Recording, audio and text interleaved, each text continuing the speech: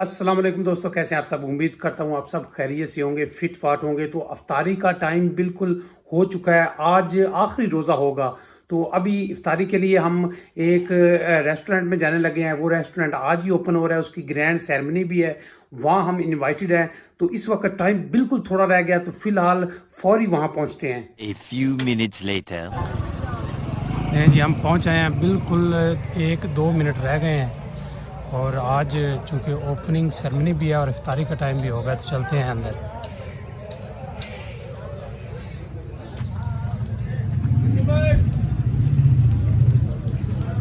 डेरा शेरा restaurant.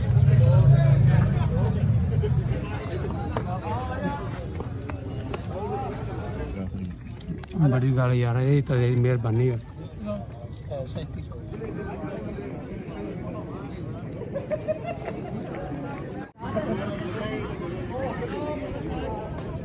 की यार तुसी मेरा वेट भी नहीं कीता। ए की कीता जी? हैं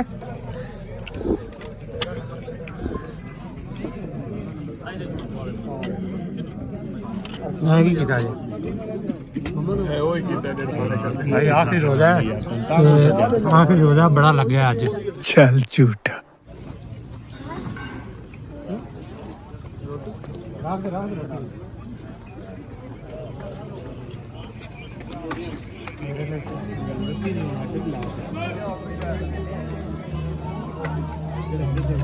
A few moments later. इफ्तारी इस वक्त हमने कर ली है, अभी चलते हैं ऊपर। ऊपर वहाँ ओपनिंग सेरेमनी होने लगी है।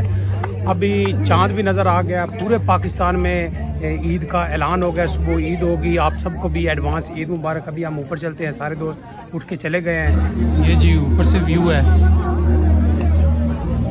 अभी ओपनिंग सेरेमनी होनी है, हम अभी फ़िलहाल टॉप पे आए हैं। तुसी निकल जाओ यार।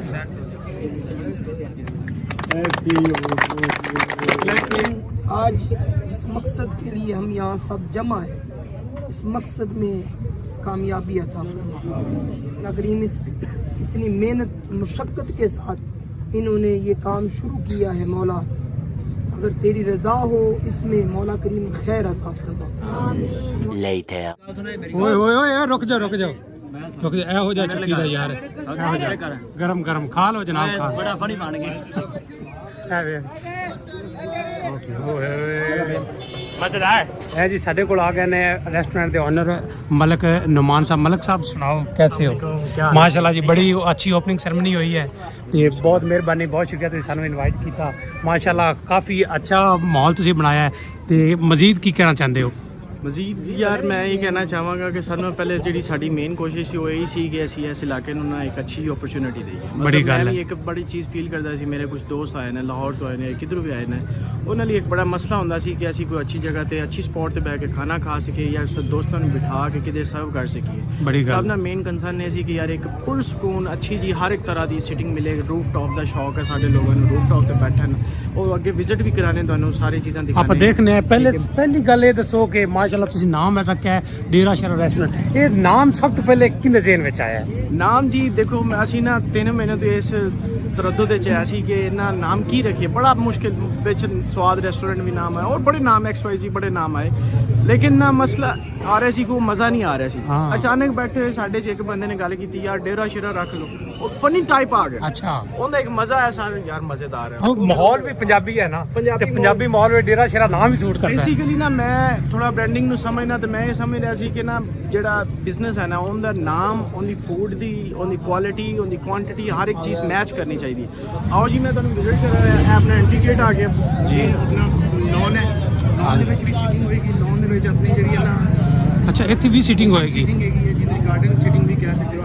ਥੋੜਾ ਜਿਹਾ ਅਸਲ ਦਾ ਕੰਸਟਰਕਸ਼ਨ ਹੋਏਗੀ। ਅੱਛਾ ਅੱਛਾ। ਤੇ ਉਸ ਤੋਂ ਬਾਅਦ ਕਿ ਉਹਨਾਂ ਨਾਲ ਆਪਣੇ ਕੋਲ ਰੂਫ ਟਾਪ ਹੈ। ਹੋ ਜੀ, ਅਸੀਂ ਉੱਪਰ ਆ ਗਏ ਹਾਂ। ਮਾਸ਼ਾਅੱਲਾ ਅਸੀਂ ਪਹਿਲੇ ਵੀ ਵਿਊ ਦਿਖਾਇਆ, ਬੜੀ ਅੱਛੀ ਤੁਸੀਂ ਲਾਈਟਿੰਗ ਕੀਤੀ ਹੈ। ਅੱਛਾ ਇੱਥੇ ਟੇਬਲ ਸਾਨੂੰ ਥੋੜੇ ਨਜ਼ਰ ਆਏ ਨੇ, ਕੀ ਵਜ੍ਹਾ ਹੈ? ਉਹ ਬੇਸਿਕਲੀ ਅੱਜ ਥੋੜੀ ਜਿਹੀ ਓਪਨਿੰਗ ਵੀ ਹੈਗੀ ਸੀ, ਆਪਣੇ ਕੋਲ ਥੱਲੇ ਮਹਿਮਾਨ ਜ਼ਿਆਦਾ ਹੈਗੇ ਸੀ, ਠੀਕ ਹੈ।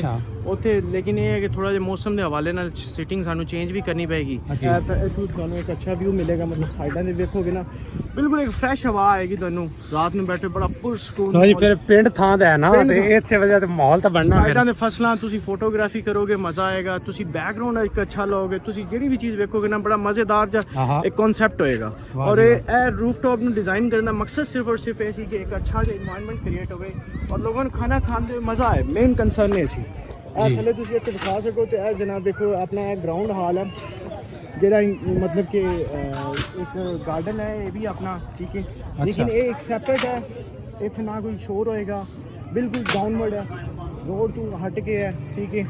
रोड तो हट गए थे, कोई मतलब कि कोई ऐसी कंसर्न नहीं है उनके, कोई शोर कोई गट्टा मिट्टी है वो कुछ बड़ा पुरसकून जा तुसी बड़े सुकून ना तुसी बैठ सकते, फैमिली आए फैमिली बैठ के खाना खाए, ठीक है। सही है। फिर उस तो बाद एक कॉन्सेप्ट और भी ਅਸੀਂ ਇੱਥੇ ਸੋਚਿਆ ਕਿ ਇੱਥੇ ਅਸੀਂ ਖਾਣਾ ਛਾਣਾ ਜਿਹੜਾ ਹੈ ਨਾ ਅਸੀਂ ਕੋਈ ਛੋਟੇ ਮੋਟੇ ਇਵੈਂਟਸ ਵੀ ਕਰਵਾਈਏ। ਅੱਛਾ ਮੈਨੂੰ ਇਹ ਦੱਸੋ ਕਿ ਇੱਥੇ ਬਿਲਕੁਲ ਅੱਡਾ ਵੀ ਛੋਟਾ ਜਿਹਾ ਹੀ ਹੈ, ਆਸੇ-ਪਾਸੇ ਆਬਾਦੀ ਵੀ ਇੰਨੀ ਨਹੀਂ ਹੈਗੀ, ਬੈਕਵਰਡ ਜਿਹਾ ਏਰੀਆ ਹੈ, ਇੱਥੇ ਇੰਨੀ ਇਨਵੈਸਟਮੈਂਟ ਕਰਨਾ ਕੀ ਖਿਆਲ ਹੈ, ਇੱਥੇ ਕਾਮਯਾਬ ਕਰ ਪਾਓਗੇ, ਰਿਸਕ ਲਿਆ ਹੈ, ਕੀ ਵਜ੍ਹਾ ਹੈ? ਇੱਥੇ ਜਿਸ ਲੈਵਲ ਦਾ ਅਸੀਂ ਬਣਾਇਆ ਹੈ, ਅਗਰ ਤੁਸੀਂ ਉਸ ਹਵਾਲੇ ਨਾਲ ਬਿਜ਼ਨਸ ਸਾਈਡ ਤੇ ਆਉਣਾ ਤੇ ਇਸ ਲੈਵਲ ਦਾ ਆਪਣੇ ਆਸੇ ਪਾਸੇ ਨਹੀਂ ਹੈਗਾ।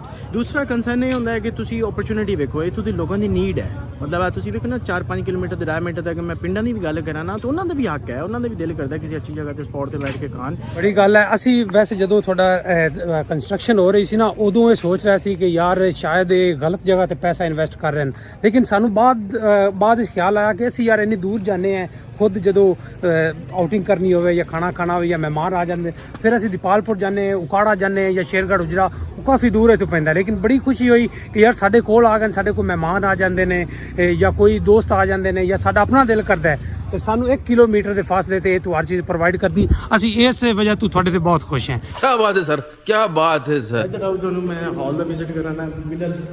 ਬਿਲਕੁਲ ਅਸੀਂ ਇੱਕ ਅੱਛੇ ਐਮਬੀਐਂਸ ਦੇ ਨਾਲ ਰੱਖਿਆ। ਇੱਕ ਚੀਜ਼ ਸੀ ਕਿ ਰਮਜ਼ਾਨ ਵਿੱਚ ਕੁਝ ਚੀਜ਼ਾਂ ਸਾਡੇ ਕੋਲ ਮਿਸ ਹੋਈਆਂ ਨੇ ਜੀ, ਉਹ ਇਨਸ਼ਾਅੱਲਾ ਬਹੁਤ ਦਿਨ ਦੇ ਵਿੱਚ ਕਵਰ ਹੋ ਜਾਣਗੀਆਂ। ਜਿਵੇਂ ਕਿ ਕੁਝ ਡੈਕੋਰੇਸ਼ਨ ਦੀ ਚੀਜ਼ਾਂ ਹੈਗੀਆਂ ਨੇ ਜਾਂ ਇਹਦੇ ਵਿੱਚ ਜਿਹੜਾ ਮਤਲਬ ਕਿ ਥੋੜਾ ਜਿਹਾ ਇਨਫਰਾਸਟ੍ਰਕਚਰ ਦੇ ਹੈਗੀਆਂ ਨੇ, ਇਹ ਚੀਜ਼ਾਂ ਥੋੜ੍ਹੀਆਂ ਜਿਹੀਆਂ ਪੈਂਡਿੰਗ ਹੈਗੀਆਂ ਨੇ। ईद ते ओपनिंग करना एक मकसद सी कि यार ईद ते लोगों को एक स्पॉट हो अगे पीछे जान ली घूमन भी सही है, ठीक है। एमबीएस इंशाल्लाह मजीद वो कोई नहीं हो जाएगा, बाद इसमें हो जाएगा। थोड़ा जो नज़र है मैं बाहर जाके तुम दिखा देगा। पहले इसना वॉकवे असी दिता है बैक साइड में, अगर फीमेल अलहदा आना चाह रही हैं फैमिली दे हर एक तरह की चीज़ का ख्याल रखा है क्योंकि मतलब मेन एंट्री इस साइड तो है कि हाल में आ सकते हैं, बाहर लोन बह सकते हैं, तो बैक साइड तो भी तुसी एक एंट्री रखी है। हाँ जी किचन का विजिट करवाने जनाब है आपने ओवन है, पिज़्ज़ा ओवन नाल का लगा है, नाल के नाल ड्रेसिंग टेबल है, ड्रेसिंग टेबल है, हॉट प्लेट है जी। अच्छा अपना टेलीविजन का सेटअप मतलब कि अपना ऑनलाइन होएगा, इन्हें देसी भी होएगा, फास्ट फूड भी होएगा और तुसी इंशाल्लाह हर एक चीज़ का प्रॉपर ख्याल रखा जाएगा। टेस्ट का तुसी जिंगर देख सकते हो, इस टाइम फ्राई हो रहे हैं जी, ठीक है। मतलब कि एक मेजर कंसर्न ये भी सी कि अपने इतने एक अच्छा फ्राइड जिंगर नहीं मिलता, अच्छी सॉसेस नाल बर्गर नहीं मिलते, खाना नहीं मिलता, बड़े कंसर्न है सी, ठीक है। इंशाल्लाह अच्छी पैकिंग नाल अच्छे सॉसेस का यूज़ करके एक्सपेंसिव चीज़ों का यूज़ करके इंग्रेडिएंट्स का यूज़ करके और एक्सपीरियंस शेफ की टीम का अपनी जी शेफ की टीम है और बहुत ज़्यादा एक्सपीरियंस है माशाल्लाह, ठीक है। और इन्होंने मुहब्बत के नाल आप एक अच्छी सर्विंग देंगे लोगों को। चलो जी बहुत मेहरबानी, तुसीं सानू एक इनवाइट किया, साडी वालों मुबारकबाद। Thank you. अल्लाह ताला तुहाडे बिजनेस विच कारोबार विच कामयाबियां ते तरक्कियां देवे। बहुत शुक्रिया, थैंक यू सो मच, शुक्रिया जी। ओके नाज़रीन, अब आपको हम डेरा शेरा का मेन्यू वो दिखा देते हैं। फ़िलहाल आप ये देखें जनाब, डेरा शेरा, इस पे आप कढ़ाई की ये सब देख सकते हैं, ठीक है। ये आप पढ़ सकते हैं बारबेक्यू, सब्ज़ी वगैरह तंदूर में, सैलड, कोल्ड ड्रिंक्स, ये आ जाती हैं स्पेशल। फास्ट फूड की आइटम आ जाती है। नहीं जी, आपको आज हम डेरा शेरा का इफ्तिताई तकरीब आज दिखाई है। आज चांद रात भी है, तो अभी फ़िलहाल घर चलते हैं। आज का व्लॉग हम यहीं पर एंड करते हैं। कल ईद है, तो ईद पे क्या हमारी मसरूफियात रहती हैं वो भी आपको ज़रूर दिखाएंगे। उम्मीद है आज का व्लॉग आपको पसंद आया होगा। अगर पसंद आया तो वीडियो को लाइक करें, वीडियो को शेयर करें और चैनल ज़रूर सब्सक्राइब करें। हाँ, हमारे इलाके के सुनने वाले डेरा शेरा पर ज़रूर आते रहें। आप सब देखने वालों का बहुत शुक्रिया। अल्लाह हाफिज़।